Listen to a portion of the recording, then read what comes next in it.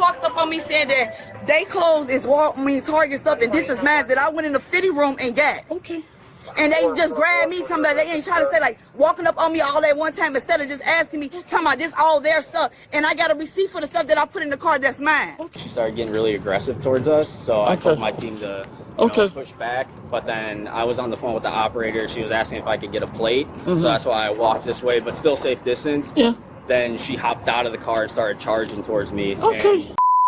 Now he said he good. Okay, hold on. Hi. Hey, how you doing? They just walked up on me saying that they clothes is Target stuff and this is mine that I went in the fitting room and got. Okay. And they just grabbed me, talking about they ain't trying to say like walking up on me all at one time instead of just asking me, talking about this all their stuff. And I got a receipt for the stuff that I put in the car that's mine. Okay. I'm going to stop you there. What's your first name? What's yours? My name's Mike. Man, Sean. Sean? Yes. We didn't do that to you. And it's hard to understand. I'm just mad because they just came at me and then I tried to show proof and they still tried to say I took that. That's my stuff.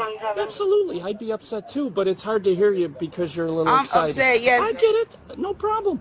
So if I got this correctly, you went into the fitting room. Mm-hmm. You came out, bought some clothes. They stopped you in the parking lot, but you have a receipt for the clothes that you put in the car. Yes. Okay. You want to go get it? Yeah, come on. Let's take a walk, kiddo. This analysis sets aside the narrative and moves directly to the legal framework governing this detention. The controlling standard begins with the Fourth Amendment, which protects individuals from unreasonable searches and seizures by government actors. Under Terry v. Ohio, 1968, officers may conduct a brief investigatory stop without a warrant, provided they possess reasonable, articulable suspicion that criminal activity is occurring. Reasonable suspicion may rest on a citizen informant's first-hand account, as recognized in Illinois v. Wardlow, 2000. Here, the Loss Prevention Associate's statement supplied that suspicion for both subjects, even before officers reviewed any internal store video. Is there anybody else in the car? Is there anybody else in the car? No. I only got what you call it. They got what I got. It was never in the bag. Okay. So I'm finna show you. This is this right here and my 2 sheets that they say that I took. Okay. Well, we're going to try and figure out what's going on because we got here late to the party, so. Hello. Yeah. What you say? What you say? Nick? Yeah, the police right here. Cause I never put a bag in or anything. I just had the 2 things that they said, these 2 things. Is this which one? This one? This red one. They said that it was, they only stopped me for this shirt and these 2 things right here. Okay. 49547. No. Hello. Ain't nobody in here. This is my car. Oh yeah, just go through the back door. I came, my kids in there. Jimmy. Kids? My keys. I don't have my keys. Okay.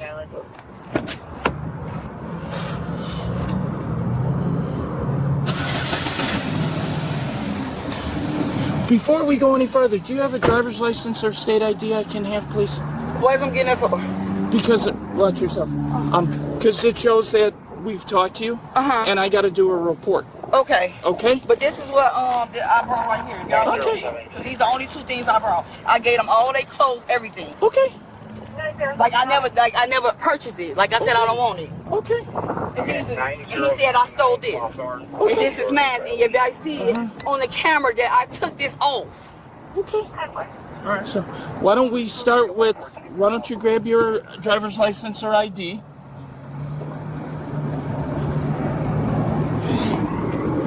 Like I don't even play like this. Like don't ever play with me. I shop too much. Okay. Yeah, so, okay, call me back. Why don't we do this? Let's go over and talk to him and see if we can get to the bottom of this.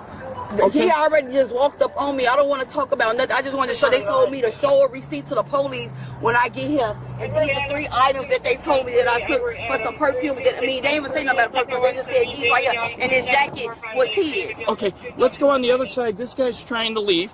I need you to talk to him. Who was him? My partner. Oh, okay. And then I'm going to go talk to him and see if we can figure this out. Sir. Good. So that bedding and that, yeah, so So she has had prior incidents here before. Okay. They were a little smaller, and then also Oak Lawn on 95th. Okay. So that's why we knew she was a known offender, and we started watching. Okay. But yeah, we have everything on camera. Okay. And where did you recover your items? On the west side.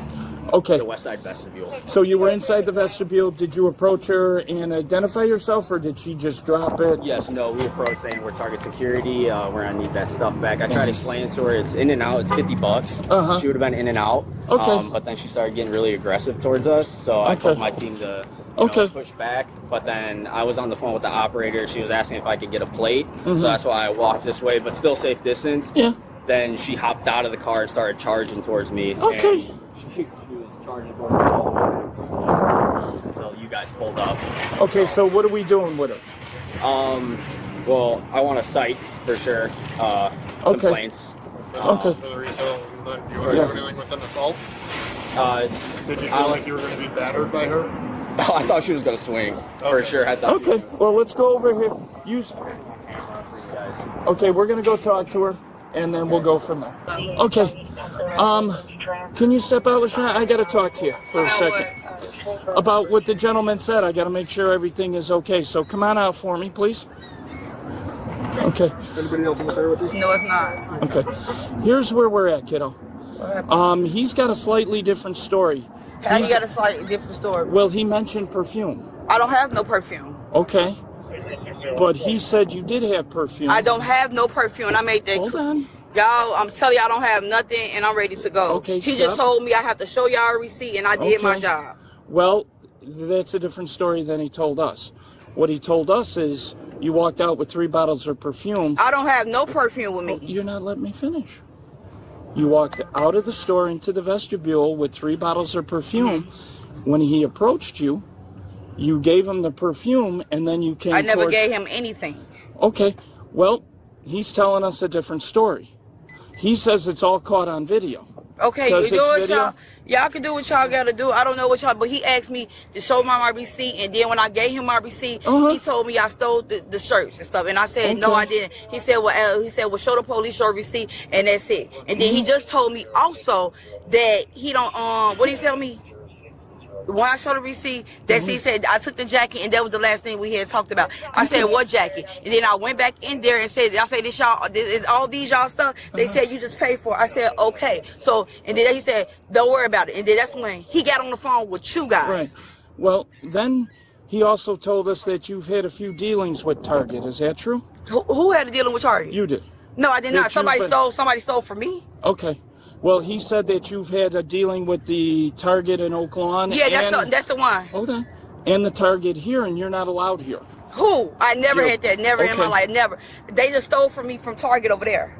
Target stole from you? No, the customers just stole some stuff from me, my bags and everything. Okay. And they just caught all the thieves there. Just recently, this weekend, that just happened. Okay. I never had a dealing with no Target, no store. Okay. Well, the problem also is that after the loss prevention said you came to the car, that he got on the phone with us, and then you got out of the car, and then you charged him. Did I charge him? Yep. In an aggressive manner. Did you do that? I asked him, I said, so what's this your stuff again? I said, what does the police say so I can tell them that this mine? Okay. I said, I'll be walking your store. Because, yes, I did say something, but I didn't charge, run into him like that. I said, he's talking about step back, but you didn't step back with me when I told y'all to step back and ask for a receipt. But did y'all step back? All y'all ganged up on me doing this. All y'all doing this to me, but y'all didn't do that to me and ask me for a receipt. So when he got the receipt from me, he told me, show the police the receipt. So now I'm showing the police my receipt, and I walked back up in there. I said, do y'all sell Reebok in here? They said, no, we do not sell Reebok. That's my clue right there. That's it. Okay. However, reasonable suspicion only justifies the stop's inception. Its scope and duration are independently constrained. Florida versus Royer, 1983, holds that an investigatory detention must be temporary and last no longer than necessary to confirm or dispel suspicion. Once a stop becomes more intrusive than necessary, courts treat it as a de facto arrest, requiring full probable cause rather than mere suspicion. Well, unfortunately, at this point, I'm going to have to detain you. So do me a favor, turn around and put your hands behind your back for me. Well, we're investigating a retail theft and a criminal trespass to property. Hold on, let me call my mama. Hold on. But do me a favor. Turn around. No, wait a minute. No, y'all, don't do this to me. Let me call my mama, like, because I'm not finna be... What is your mom going to do? Hold on. Guys. What is your mom going to do? Why are you talking so smart? Because I need to see what's really going on. Like, why is I'm... Your mom's got nothing to do. Let him talk. Listen. Right now you're being detained. So you can call your mom as much as you want. Once we figure this all out. So, I'm finna get detained for what now? We're investigating a retail theft. Oh, what theft did I take? All right. Okay. Hold on. Okay, sorry. Wait. We don't want. Listen. Wait. No? What are we reading? What are you reading? I'm not getting... Just tell us what you're doing. Just tell us. Hold on. Wait one moment, sir. All right. No. Can I get my keys? Let me get my keys, please. Let me get my keys. We'll get you. Can y'all please give me my keys? Don't. No. Can I lock my car, y'all? Out of the car. Can you? Hold It's on. okay. It's okay. Stop! Don't. Hold on. Come on. It's okay. Can y'all? Cause no, ain't no way. Let go of your phone. I don't want you to break your I don't phone. want to add any. Come on. Huh? We will lock your car. We will take care of this. Just give me your phone so it doesn't get broke, please. I will hold on to it and I'll give it back. Just investigating at this point. and there we go. Handcuffing is the central issue here. Courts generally permit restraint during a Terry stop only when justified by an objective safety concern. Neither subject is heard physically resisting or threatening officers. Absent a stated safety rationale, immediate handcuffing weakens the argument that this remained a true investigatory stop. Turning to the underlying offense, Illinois Compiled Statutes, Chapter 720, Section 16-25 defines retail theft. The statute requires knowingly taking possession of merchandise with the specific intent to permanently deprive the merchant of its full value without payment. Intent is the operative element. A receipt for purchased items, as one subject produced, directly undercuts the intent requirement for those specific items.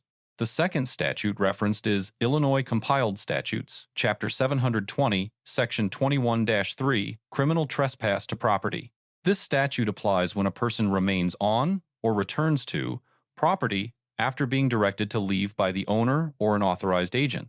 A bare claim of prior incidents without documentation produced on camera does not by itself establish the elements of this offense. Taken together, the legal record shown here supports the stop's inception, but raises an open question about whether its execution exceeded the minimal intrusion that Terry permits. We just wanted to just. Yeah, we'll take care I of don't want you it. touching my car. Here. Like, come right over here. I know, Sir, hold on. Come on, Mike. You or him? Here, just step over here. Go over here. LaShawn, I got your phone. No. I got your phone. I'll get your keys. Just step over here. Both of us can't be in the doorway at the same time, kiddo. Yeah, here we go. You can. This is my partner, Mike.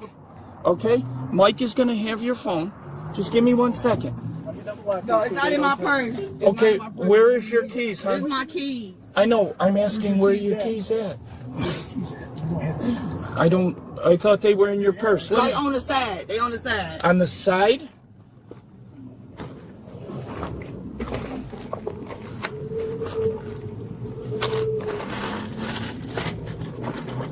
There's no keys here, kiddo. No, but just put my purse. Just no. Okay, you're sure they're not in here? It's not them all mine. Okay, that's fine. I'm looking for your key. Here they are. Okay. Can you put all my stuff in my bed? Yeah. Okay. So y'all put me in y'all car. Yeah, we're going to walk over to the car, and we're going to go from there. You ready? It's going right there. Okay? And how long will Do these feel all right? It's cool. Okay. Can you lock my car door? Yeah, we're going to take care of it. So y'all putting me back, y'all gonna bring me back to my car, right? Yeah, absolutely. Come on. Okay. Come on, kiddo. Come on. It's just, here we go. And what y'all putting me for again? You're being detained for investigation for retail theft and for criminal trespass to property. I've never been told any of this though. I've Okay. never been talked to nobody before in here ever. Okay, From but- neither one. But you got to remember, Huh? I'm talking to you now. I got to go talk to them. They claim they have documentation and they got video of all this. They said did they say that I have? Did they say that I was told this? I got some documents. Video, and then we're gonna determine what we're gonna see what actually happened. So Okay, what was your question again? No, I'm. We're going to go to this. I'm up here. Oh, Here's the thing. Huh. They're making accusations that they have this on video and they have documentation. I can't be in two places at one time, so I'm talking to you. So we're going to sit you over here, and then I'm going to go talk to them, and we're going to see what they got. I'm not really sure what they have. So if I don't have any of this, then what? Well, if we can't determine what's going on, then we're going to release you, and we're going to document this all in the paperwork. And how long do I have to be here? We're going to do it as quickly as possible. Jimmy, can you unlace that? Yeah. How is it? Just throw it. Okay, have a seat. Watch it. You're going to drop a little bit. It's not like a normal seat. I'm going to put your keys and phone on the front seat. You're not under arrest. You're just being detained right now. Turning to the evaluation of each party, the responding officer earns a B. Communication was clear and the detention's legal basis was explained twice, which is good practice. However, restraint was applied before any independent verification occurred, a sequencing issue that exposes the stop to legal challenge. Subject Sean earns a B-. He cooperated and produced supporting documentation promptly, though his tone added friction early in the encounter. The female subject earns a C. Her denials conflicted directly with the loss prevention account, and the alleged advance toward the associate, if true, independently supports a safety-based detention. The loss prevention associate earns a B-. Distance was maintained appropriately, but his account of the items involved changed between retellings, weakening its evidentiary value. Lesson 1. Reasonable suspicion justifies a stop's beginning, not its full duration or intensity. Lesson 2. Handcuffing should be tied to an articulable safety concern, not used as a default procedure. Lesson 3. Intent is the deciding element in theft statutes, and physical evidence such as a receipt can resolve a dispute faster than verbal argument. Lesson 4. Inconsistent witness statements, even from cooperating merchants, directly affect the strength of probable cause. Let us know if there is an interaction or legal topic that you would like us to discuss in the comments below. Thank you for watching, and don't forget to subscribe to our channel for more content on police court interactions.